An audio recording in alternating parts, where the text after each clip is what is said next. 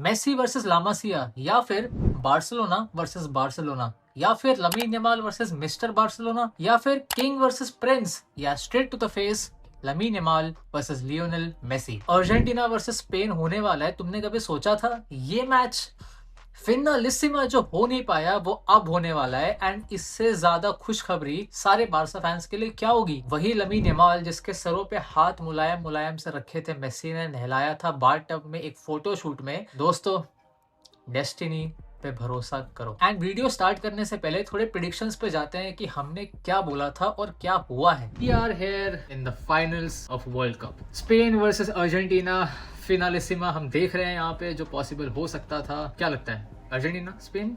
I'll go with whoever wins on 19 July Sunday. देख लिया, आ गए वापस। हमने तो बोला ही था it will be Argentina versus Spain in the finals. वो एक गट फीलिंग होती है ना, वो एक चुल होती है ना अंदर से, अपने क्लब के प्यार को लेके और मेसी के प्यार को लेके। बहुत हो गया intro, let's talk about the biggest game in the lives of Barcelona fans. एक तरफ मेसी है, अपने इंटरनेशनल करियर का लास्ट गेम खेलने वाला है, and for Argentina back to back world cup जीतने से सिर्फ एक मैच दूर। और दूसरी तरफ Lamine Yamal, who can write history at such an young age. And for Spain, जो इस टूर्नामेंट में इतने कंट्रोल के साथ खेल रही है जैसे किसी टीम को चांस मिला ही ना हो। The stage is set, New York new Jersey stadium, capacity है 82,566। वेदर फोरकास्ट बता रहा है 28 डिग्री सेल्सियस होगा और क्लियर सनी स्काई। दोनों टीम्स के लिए कंडीशंस काफी न्यूट्रल है। अब बात करते हैं हेड टू हेड की, कि हिस्ट्री क्या बोलती है। दोनों टीम्स के बीच में अगर ओवरऑल रिकॉर्ड देखें तो 1966 वर्ल्ड कप में अर्जेंटीना ने स्पेन को 2-1 हरा दिया था। फिर आते हैं 2010 फ्रेंडली गेम में अर्जेंटीना 4-1 से जीत गई थी। उसके बाद आते हैं 2018 फ्रेंडली में स्पेन ने अपने ही घर में अर्जेंटीना को 6-1 से हराया था। अब इसमें फ्रेंडली भी है जो इतने काउंट नहीं होते, बट अर्जेंटीना ने 2 विंस निकाले हैं और स्पेन अभी 1 पे है और एक भी ड्रॉ नहीं हुआ है। Let's talk about the numbers that matters, insides. अब कुछ स्टैट्स देखते हैं जो बता रहे हैं कि दोनों टीम्स यहाँ तक कैसे पहुंची। स्पेन इस टूर्नामेंट की फर्स्ट टीम है जो सिंगल एडिशन में 6 क्लीन शीट्स रख के सक्सेसफुल रही है। स्पेन ने मेजर टूर्नामेंट्स में 8 कंसेक्यूटिव नॉकआउट विंस निकाले हैं और मिखेल ओयारज़ाबाल ने इस वर्ल्ड कप में 5 गोल मारे हैं, जो स्पेन का सिंगल टूर्नामेंट रिकॉर्ड बराबर करता है। अब दूसरी तरफ है अर्जेंटीना। मेसी का इस वर्ल्ड कप में 12 गोल कॉन्ट्रीब्यूशन निकल के आया है, विच इज 12 का जी है, जो स्पेन की पूरी स्क्वाड का कंबाइंड टोटल के भी बराबर है। अर्जेंटीना ने अपने लास्ट 14 मैचेस जीते हैं, उनकी वर्ल्ड कप हिस्ट्री की लॉन्गेस्ट विनिंग रन। मेसी ने 11 कंसेक्यूटिव वर्ल्ड कप अपीयरेंसेस में गोल या असिस्ट दिया है, दिस इज अ रिकॉर्ड। अब थोड़ी बात करते हैं कि दोनों टीम्स लाइनअप कैसे करती है। अगर दोनों टीम्स अपने लास्ट 11 के साथ उतरती है तो फॉर्मेशन बैटल कुछ ऐसी दिखेगी। स्पेन हमेशा 4-2-3-1 से उतरती है, Unai Simon, Pedro Porro, Cubarsi, Laporte, Cucurella, Rodri, Fabian Ruiz, Lamine Yamal, Dani Olmo, Alex Baena and Oyarzabal. और अर्जेंटीना के लिए थोड़ा सा इंटरेस्टिंग है क्योंकि लास्ट मैच में सिमियोने इंट्रोड्यूस हुआ था,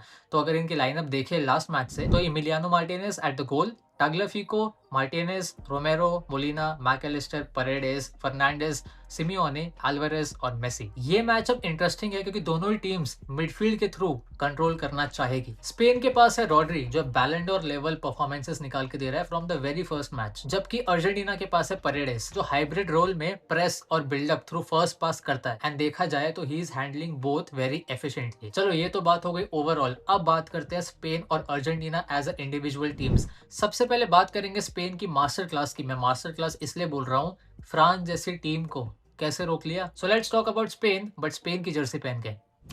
या now we are talking. Spain ने सबसे डेंजरस अटैकिंग टीम को सिर्फ 3 शॉट्स ऑन टारगेट लेने दिए और 0.3 के एक्सजी तक लिमिट कर दिया, और ये सब पॉसिबल हुआ इनके मिडफील्ड स्ट्रक्चर की वजह से। दोनों टीम्स फ्रांस एंड स्पेन 4-2-3-1 में खेली थी, एंड जब स्पेन को पोजीशन मिलता है तो वो 4-3-3 में शिफ्ट हो जाते हैं एक पिवट के साथ। इससे फ्रांस का अटैकिंग मिडफील्डर और स्ट्राइकर फोर्स्ड होते हैं 2 सेंटर बैक्स को कवर करने के लिए, और एलेक्स बायना को फ्री रोल मिलता है। अगर फ्रांस एलेक्स बायना को क्लोज करना चाहती थी तो उन्हें चुआमिनी और राबियो को आगे पुश करना पड़ता, जिससे एक सेंटर बैक को गैप कवर करना पड़ता, यानी स्पेन डीप बिल्डअप में ही एक नेचुरल मैन एडवांटेज लेके चलती। असली थ्रेट तब शुरू होता है जब स्पेन पोजिशनल अटैक में सेट हो जाती है। रॉड्री सेंटर बैक्स के बीच में ड्रॉप करता है, जिससे स्पेन को विंगर के अगेंस्ट 3v2 एडवांटेज मिलता है, और जब भी फ्रांस अपने विंगर को प्रेस करने के लिए लाती थी तो फुल बैक कंप्लीटली फ्री हो जाते थे, और यही एडवांटेज 90th मिनट के पेनल्टी तक लेके गया। तुम नोटिस करो स्पेन के तीनों midfielders Rodri, Fabian Ruiz, Olmo कभी भी एक जगह पे नहीं रहते, वो कॉन्स्टेंटली रोटेट करते हैं, जिससे ओयारज़ाबाल और बायना भी सेंट्रल एरियाज में इन्वॉल्व हो पाते हैं। इसका मतलब स्पेन अपना पूरा 4-3-3 शेप रिफॉर्म कर लेती है, सिर्फ प्लेयर्स के रोल अलग हो जाते हैं। स्पेन के विंगर्स फुलबैक्स को शैडो मार्क करते हैं, जिससे फ्रांस को सेंटर में फोर्स किया जाता है, जहां वो इंस्टेंटली क्लोज डाउन हो जाते हैं। और ये पूरी सिस्टम अर्जेंटीना के अगेंस्ट भी टेस्ट होगी। तो जितना मैंने बोला है, अगर वो समझ ना आए, थोड़ा सा इजी बना देते हैं। अब ये वीडियो देखो। अब इस गेम के सीक्वेंस में तुम्हें ये समझना होगा कि जैसे ही बॉल मूव करती है, हर प्लेयर को अपनी पोजीशन मेंटेन करनी होती है। तो सिंपल है, अपने टीममेट्स पे ट्रस्ट रखो, बॉल को फ्रीली सर्कुलेट होने दो। तुम यहाँ देख सकते हो, हर बार वो अपनी पोजीशनिंग को खोल देते हैं ताकि अपोनेंट्स पूरी टीम को अपनी तरफ खींच सके। कोई भी प्लेयर एक ही जगह खड़ा नहीं रहता है। As you can see, movement दिख रही है, लेकिन तुम वही रहते हो जहां तुम्हें रहना चाहिए। अब देखो, स्पेन बॉल को वाइड लेके जाती है और फ्रांस को दोबारा अपनी तरफ अट्रैक्ट करती है। अब फाबियन रुइस ऊपर मूव करता है। डैनी ओल्मो अभी भी नीचे है, लेकिन जैसे ही उसे मानू कोने या दूसरे मिडफील्डर के बीच स्पेस दिखता है, लाइक यू कैन सी, तो वो कितना क्लियरली समझता है कि दिस इज हिज मूवमेंट, यही बॉल लेनी है। तुम देख सकते हो कि कैसे टीममेट ने उसका रन देखा और बॉल उसके पास पहुंच जाती है। देखो, रॉड्री के पास बॉल आया, ही डजंट शूट बिना सोचे समझे। क्या किया उसने? बेटर पोजीशन टीममेट को ढूंढा और वहीं पे बॉल दी। फाबियन रूइस के पास आती है, फिर बॉल पिच के दूसरे साइड चली जाती है। सुनने में कितना सिंपल लगता है ना, लेकिन ये वर्ल्ड कप सेमीफाइनल में 2-0 का स्कोर है और स्पेन फ्रांस के अगेंस्ट इतना इजीली बॉल सर्कुलेट कर रही है जैसे फ्रांस खेलने ही नहीं आई है। एंड ये पता है किससे आता है? ये आता है complete understanding of the system. और ये ग्रुप ऑफ प्लेयर्स बहुत पहले से खेले हुए हैं। तुमने देखा, उनाई सिमोन अभी भी इस टीम में है। He has something with the back line, that connection, that touch, that feel, those passing areas. तो अब अच्छे से एनालाइज कर लिया है क्या करके आई है स्पेन फ्रांस के against. Let's talk about Argentina, but not in Spain Jersey. Change करनी पड़ेगी। Looks good. This team has done something unthinkable. एक के बाद एक कमबैक्स जो हो रहे हैं, मुझे इसमें रियल मैड्रिड की थोड़ी सी स्मेल आती है, क्योंकि उनका भी यही रन था, बहुत टाइम तक वो ऐसे ही जीते थे। बट अर्जेंटीना, इस टीम को तुम काउंट आउट नहीं कर सकते। 50-50 गेम है पूरा फाइनल। मैं ये नहीं बोल रहा हूँ ठीक है अर्जेंटीना को बहुत ज्यादा दे देते हैं या स्पेन को कम देते हैं या स्पेन को ज्यादा अर्जेंटीना को कम, but this team has capability to come back because of the mentality. और इसी मेंटालिटी के ऊपर उनाई एमरी ने कुछ बोला था, वो मैं बाद में तुमको बताऊंगा। But let's talk about how Argentina defeated England and basically Messi को कैसे इतना फ्री स्पेस दे दिया। अर्जेंटीना ने इंग्लैंड को कैसे 2 गोल्स में 6 मिनट के अंदर ओवरटर्न किया और कैसे थॉमस टुकल के टैक्टिकल डिसीजंस या ब्लंडर की वजह से अर्जेंटीना के हाथ में ये गेम चला गया। इंग्लैंड के बिल्डअप में अर्जेंटीना हाई प्रेस करते हुए दिखी थी, स्पेशली गोल किक से। सिर्फ इंग्लैंड को अर्ली अनसेटल करने की स्ट्रैटेजी नहीं थी, इससे मेस्सी को छोटी स्पेस कवर करनी पड़ती, मतलब उसको कम भागना पड़ता। एल्वारेज सेंटर बैक्स को प्रेस कर रहा था, परेडेस हाई पुश करता, जबकि एंजो फर्नांडिस राइस को ट्रैक कर रहा था। और एल्वारेज गोलकीपर की तरफ से प्रेस इनिशिएट जब करता है तो मैकएलिस्टर हाइब्रिड रोल में ड्रॉप करता है। ये प्रेस इफेक्टिव था जब जॉर्डन पिकफोर्ड सेंटर से प्ले करने की कोशिश करता था। जब हैरी केन स्पेस खाली करता था, इंग्लैंड के रनर्स बेलिंगम, रॉजर्स और गॉर्डन उस स्पेस में मूव करते थे। जब लाइंस हाई थी ना, तो अर्जेंटीना अल्टरनेट करती थी, कभी 4-5-1 और कभी 4-4-2 के बीच में, जबकि इंग्लैंड बैक 2 या बैक 3 से बिल्डअप करती थी। इंटरेस्टिंग चीज ये है कि दोनों फुल बैक्स फॉरवर्ड जाते थे, क्योंकि वाइड एरियाज अर्जेंटीना के लिए थोड़ा सा एक वीक पॉइंट तो है जब एंगल डी मारिया नहीं है तो। लेकिन असली गेम तब बदला जब इंग्लैंड गोल से आगे निकल के आई। इंग्लैंड हाई प्रेस और मिड ब्लॉक से हटकर प्योरली लो ब्लॉक में चली गई, बेवकूफ, जिससे अर्जेंटीना को मिडिल थर्ड तक प्रोग्रेस करना इजी हो गया। और यही शुरू होता है मेस्सी का मैजिक। फर्स्ट हाफ में जब वो अपने हाफ से ड्रॉप करता था, वो गोल से लाइट ईयर्स दूर होता था। लेकिन जब इंग्लैंड की पूरी टीम ही पीछे आ गई, तो मेसी ड्रॉप हुआ जोन 14 में, जहां उसे टाइम, स्पेस और रनर्स सब मिलते थे। टुखल ने 5-3-2 स्विच किया बॉक्स में डिफेंड करने के लिए, लेकिन इससे सिर्फ 3 मिडफील्डर्स ही रह गए और बाहर एकर्स ऑफ स्पेस खुल गई। मेसी इसमें कॉन्स्टेंटली ड्रिफ्ट करता था और बाद में डेपॉल भी इसी स्पेस का फायदा उठा रहा था क्रॉसेस डालने के लिए। What beautiful crosses. और लास्ट डिच अटेम्प्ट में टुखल 5-4-1 में स्विच हुआ, लेकिन तब तक बहुत देर हो चुकी थी। अब क्वेश्चन ये है, क्या स्पेन इंग्लैंड से बेटर जॉब करेगी मेसी को कंटेन करने के लिए? इस टूर्नामेंट में मेसी जब भी राइट विंग पे शिफ्ट होता था, वो डेडली बनता था। उसके क्रॉसेस परफेक्ट होते थे, वो इनसाइड आउटसाइड मूव करता था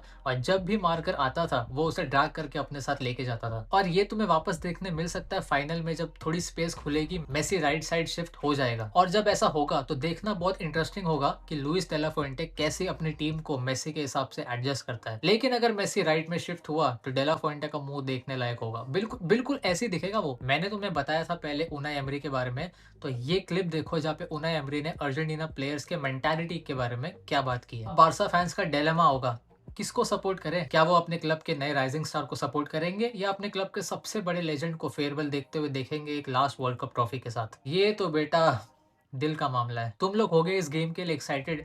मैं पता है किस चीज के लिए एक्साइटेड हूँ सबसे ज्यादा? जब लाइनअप आएगा तब प्लेयर्स उतरेंगे और तब जब शेक हैंड होगा पुराने दिन याद आ जाएंगे कसम से। Messi and Pau Cubarsi, Messi and Pedri और Messi with Lamine Yamal. This is a dream, this is a privilege come true. तुम्हें पता नहीं था कि मेसी के इतने डिफीट्स के बाद 2 world cup final, fucking kidding me? And this का है 19 ईयर ओल्ड जिसने इतनी बार हमें बचाया है, यूसीएल में ऐसे परफॉर्मेंसेस दिए हैं। The Prince, the upcoming star, he is playing against him. साथ में इतने साल पहले फोटोशूट, मतलब दिस इज डेस्टिनी नहीं है तो ये क्या है? तो देखो, कहानी कुछ भी हो, फील योरसेल्फ ब्लेस्ड कि तुम ऐसे एरा में पैदा हुए हो जहाँ पे तुम्हें ये देखने मिल रहा है। ऑफ कोर्स फिनालिसिमा तो पहले भी हो सकता था बट नहीं हुआ।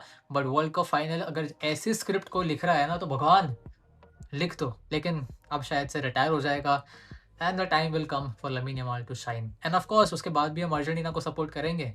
बट तुम्हें क्या लगता है कि इस गेम में कौन जीतेगा? Let me know. एंड तुम किसके साइड हो ये थोड़ा डिसाइड कर लेना। और हाँ, मैंने प्रिडिक्शन का विनर डिसाइड करके रखा है। अगर तुमने मेरा पहला वीडियो देखा हुआ है तो आई ऑलरेडी चोज कि अर्जेंटीना और फ्रांस में कौन जीतने वाला है। तो वो तो मैं रिवील करूंगा लेकिन फाइनल के बाद। स्क्रीनशॉट रखा है मैंने एंड आई होप वो टीम जीते। कमेंट करके जरूर बताना। And football is completed for us, या आई थिंक श्योरली। इसका पार्सा